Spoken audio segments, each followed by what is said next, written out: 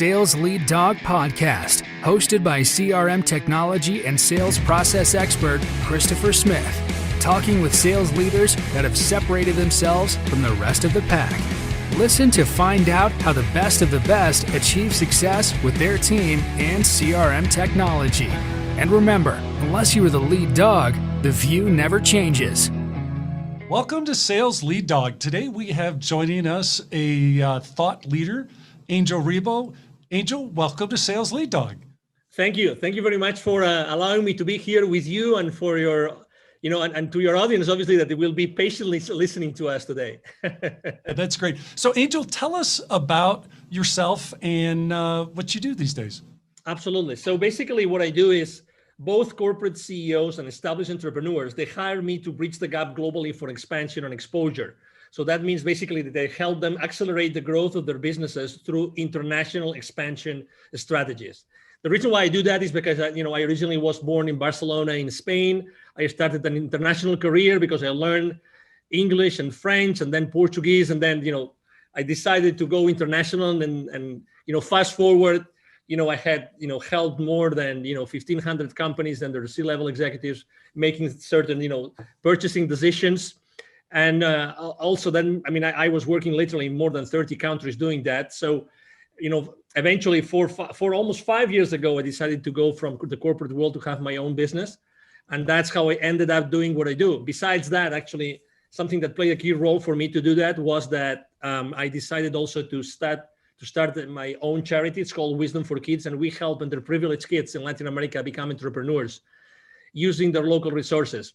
I'm very strong on LinkedIn, so you will find me on LinkedIn over there. I'm an influencer there and very active, always sharing both personal and professional stories.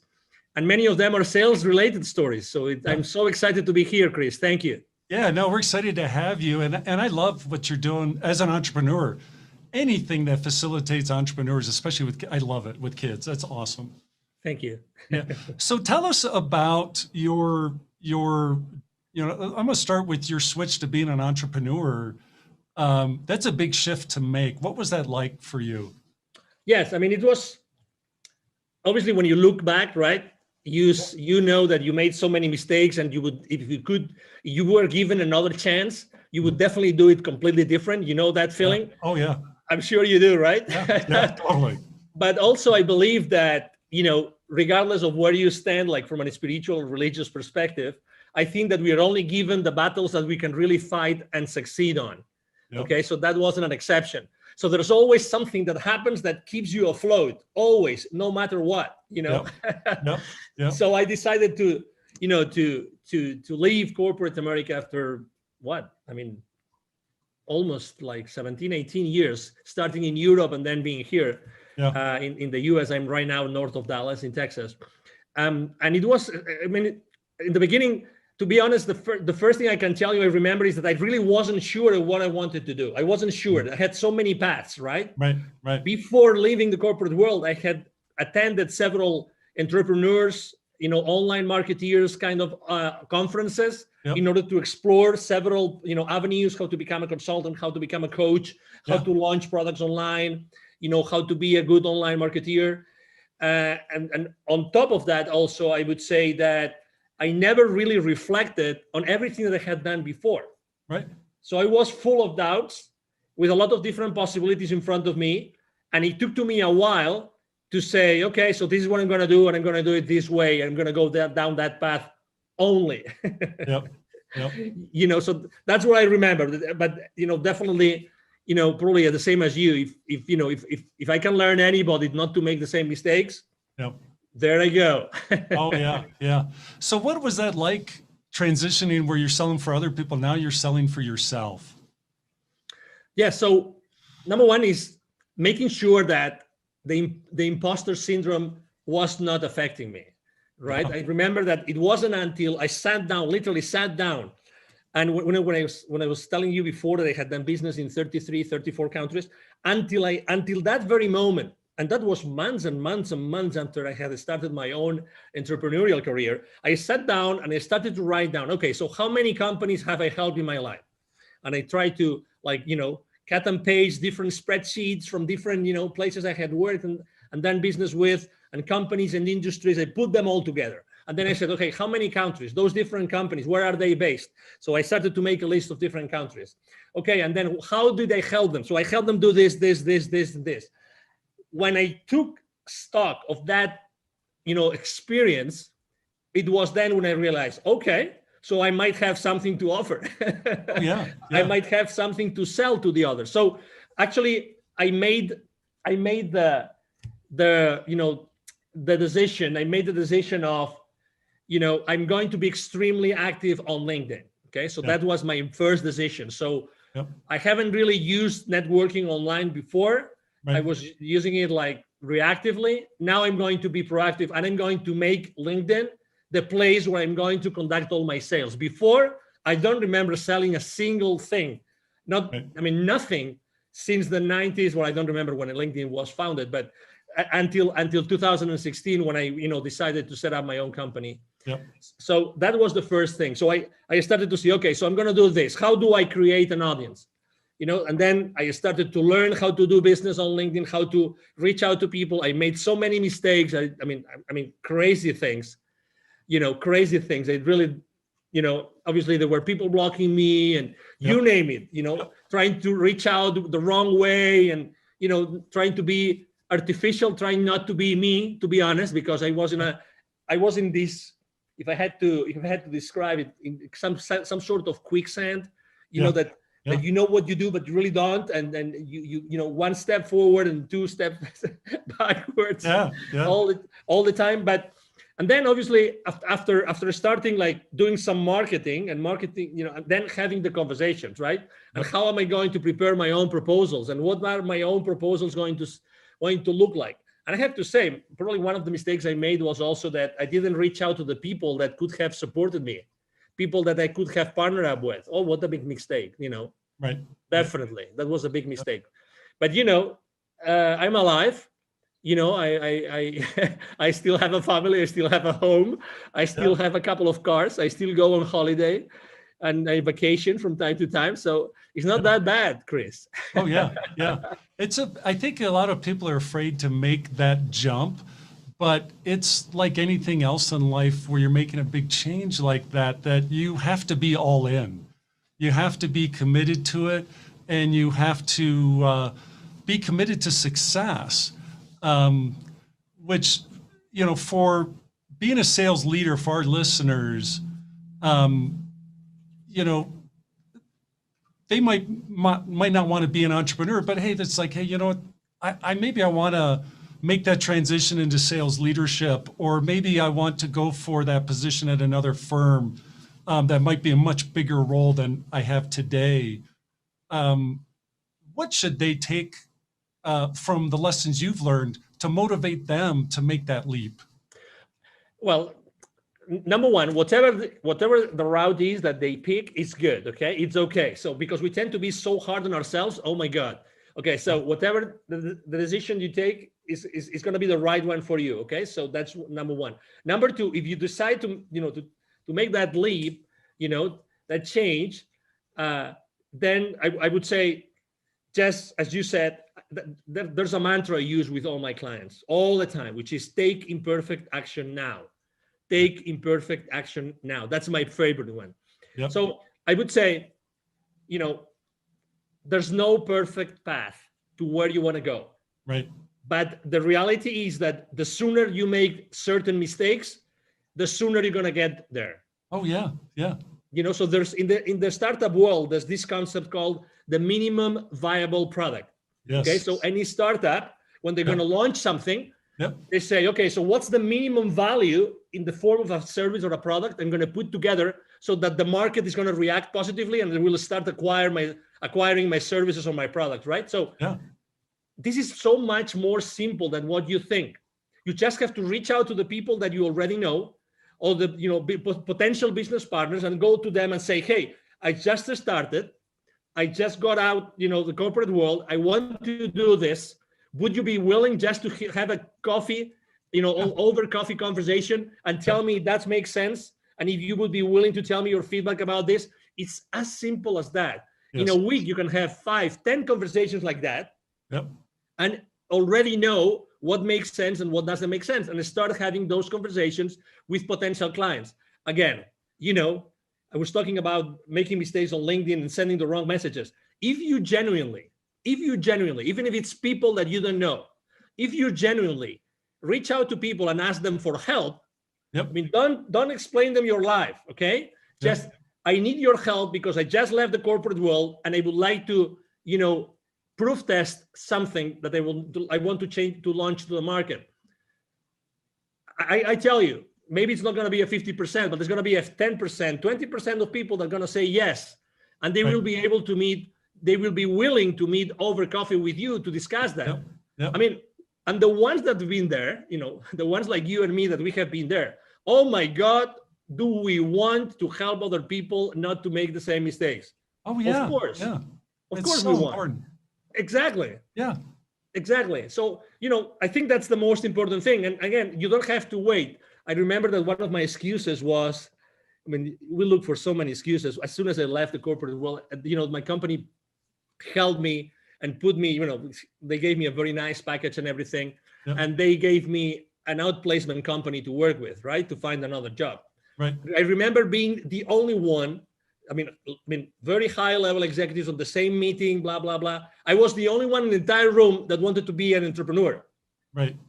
The only one, every single meeting. So I would have a meeting, 1 or 2 meetings per week with them, with other executives looking for a position. Yep. I was the only one that wanted to be an entrepreneur. The rest wanted to have another job, another gig, or another company, which is good. Again, it's good. It's perfect. And again, there's nothing wrong. But the sooner you start going down that path, yes, the better for you. Yes. Because you need reinforcement, and you need reinforcement, and you need to learn lessons. Nobody will learn their lessons. You need to be yourself in front of the reality that you're going to be, acting on. And the new reality is you before other companies that want or might want what you are going to offer to them. Yeah. And I liked your advice to work your network, seek out help, ask for help from people in your network to say, hey, I'm thinking about making this transition, be it, maybe it's a new job, maybe it's not to be an entrepreneur, but there's still a lot of people that have done the same thing already that, that are say, hey, whatever you do, don't do this. I did that. And it was a dismal failure, try this instead. It's you can't buy that kind of help. Exactly. And also something else that I didn't mention, but something that would have helped me a lot is probably to ask for help, even to pay someone to coach me in that process. Yes. There's coaches out there. There's people that have done this. There's people that help you get from a position at the corporate towards becoming a successful entrepreneur. There's people doing that. Oh my God, I wish I had taken the decision. I had made the decision of having someone hire someone to do that for me. Honestly, the only resource which is scarce in our lives is time. That's the only one. It's time. We will always get money and anything else, but time goes by. So start asking for help. Hire someone that can help you bridge that gap. Bridge that gap to the first dollar, to the first purchase order. Have someone help you get there. And maybe the only piece of advice of who to hire. There's literally thousands of coaches out there that can help you do that, but look for someone that's made a lot of mistakes. Yeah, that's great. So when you're working with your clients, is there a common struggle or pain point that they have that hold them back from success? Yes. It's definitely, they don't feel comfortable selling. They know they have a value proposition. Some of them have a solution and there's a problem that exists. Others have a solution, but maybe the problem doesn't exist or it's not big enough.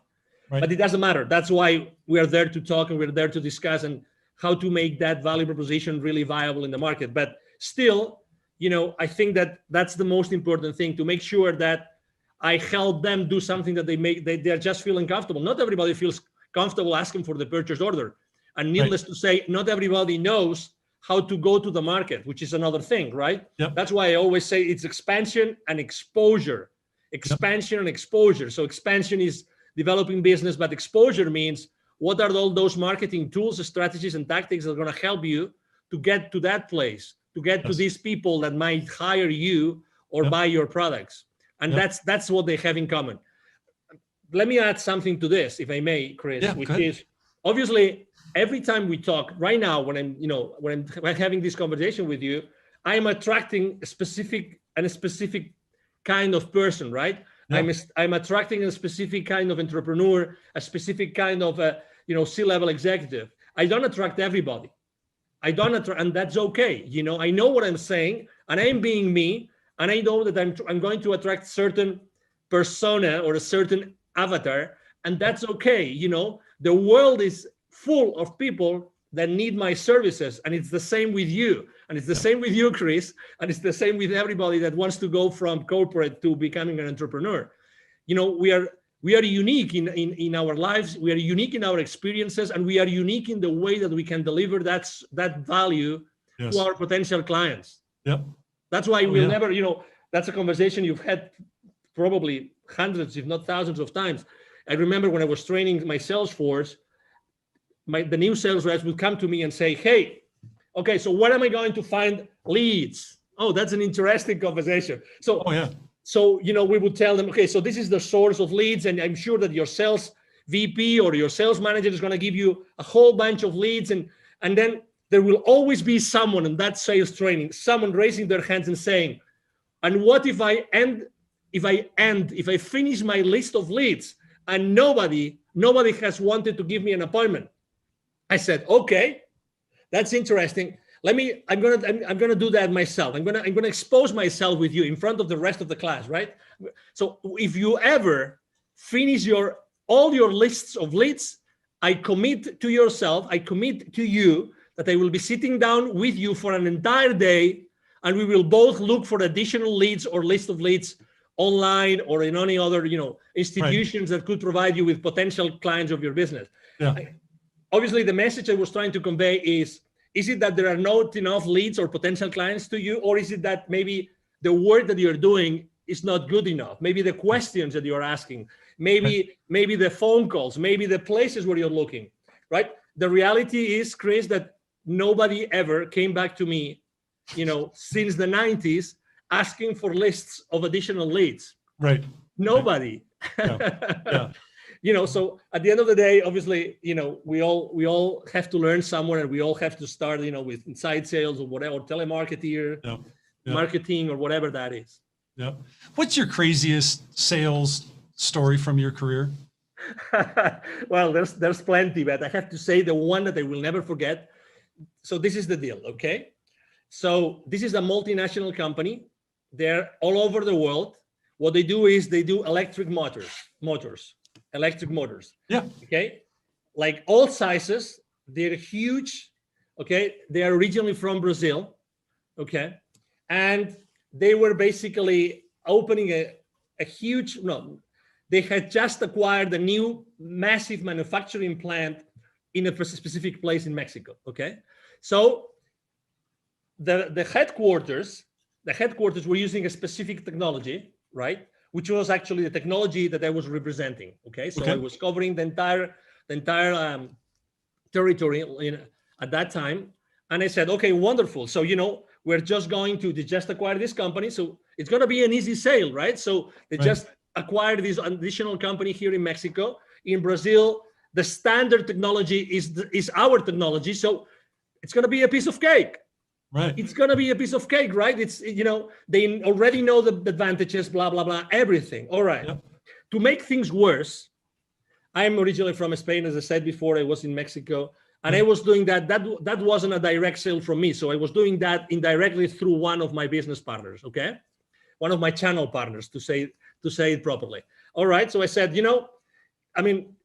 just go there, do all the groundwork, and then whenever you need me to, for the final stages of the negotiation, I show up. What was even worse was that the CEO and general manager of that company in Mexico, he was also from Spain. So I said, oh my God, we will be able to talk about soccer, and we will be able to have a nice meal together. And we will, so you name it. when you already have this image in your brain. Yeah. It's lining up. Everything's lining up. Exactly. Yeah. What are the chances of this Brazilian company buying a company in Mexico, and the CEO and GM, he is a Spaniard, right? Yeah. Okay, so we start the sales process, blah blah blah, and then I start receiving symptoms, right? I mean, hey, there's a strong team. They had something like a 35, 40 engineering team, and those were each one represented X thousands of dollars of that particular proposal, right? Yep. So, but suddenly from, the sales director of that channel partner of mine, hey, there's a strong group which are using a completely different technology. These guys have never used our technology. They use another one, and they're very strong, and they really believe it's much more important, right? So I have to say that unfortunately we took shortcuts. We didn't analyze the decision process properly. We didn't analyze the decision criteria properly. We didn't have enough conversations with the economic buyer, with the CEO, with the GM. So we took so many shortcuts that we ended up losing the deal. Oh my. And it was several hundreds of thousands of dollars. Yeah. Several hundreds of thousands. So I will never forget the name of that company. Obviously, I'm trying to be extremely respectful and don't disclose the name of the company. But I have to tell you something. With the director of sales of that channel partner, we became friends because we were badly defeated. And obviously, all the company knew about that deal. When that deal has so much visibility inside the company that everybody's expecting us to win it. Yeah. So we had to go back and say, we lost it. What? We lost it. Yeah, we lost the deal. Well, to recover that account, it took to us 4 or 5 more years. Wow. 4 or 5 more years to get it back.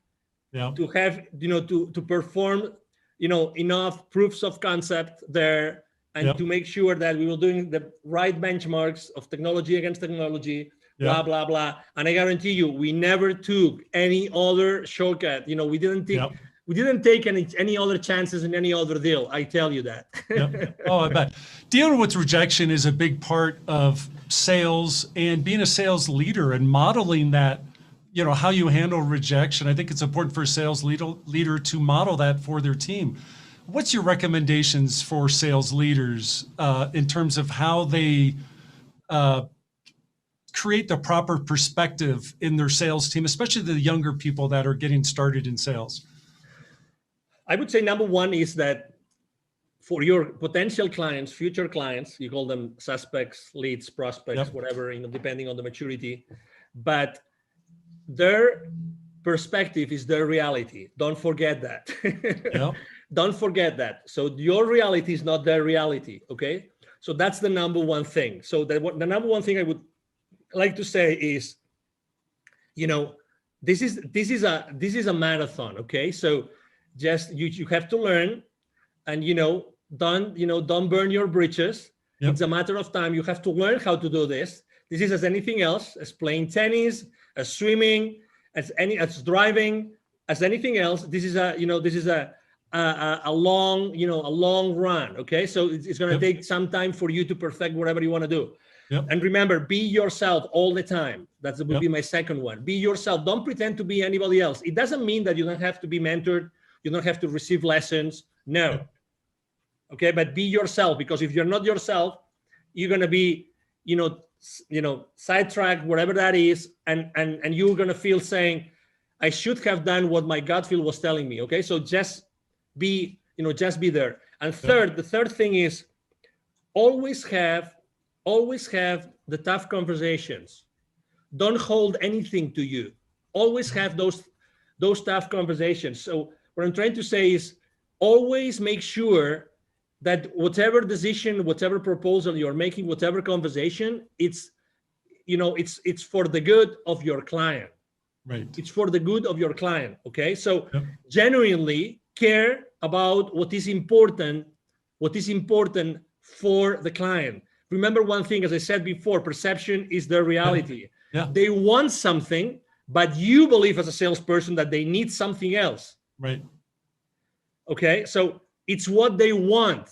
It's what they want. So remember, it's their reality. So you have to be there all the time. Okay. So those would be my, most important, pieces of advice. And again, you learn a lot. I mean, I learned from a desk making phone calls. That's how I learned. Yes. Yep. That's how I personally learned. I didn't even, it took to me more than a year to start making, sales appointments with the field reps, but it is what it is. It is, we have to learn, we have to make mistakes. You have to struggle. That's right. Yeah. So let's transfer our discussion here to talk about CRM. When it comes to CRM and your career in sales, did you love it or do you hate it? I loved it. And I loved it because it helped me structure myself and organize myself. The real, can I use a brand, or can I use I'd rather not? We try to stay away from that. And just talk in general terms. We don't want to. So there wasn't one over another. No, it's okay. So just going back in time in the late 90s, there was one system that was really like the number one that everybody would use, and everybody would use that one. I remember when the company was working with was over $1 billion in revenue, and they decided to buy that. Right, that was a multi-million-dollar deal that they had to invest on.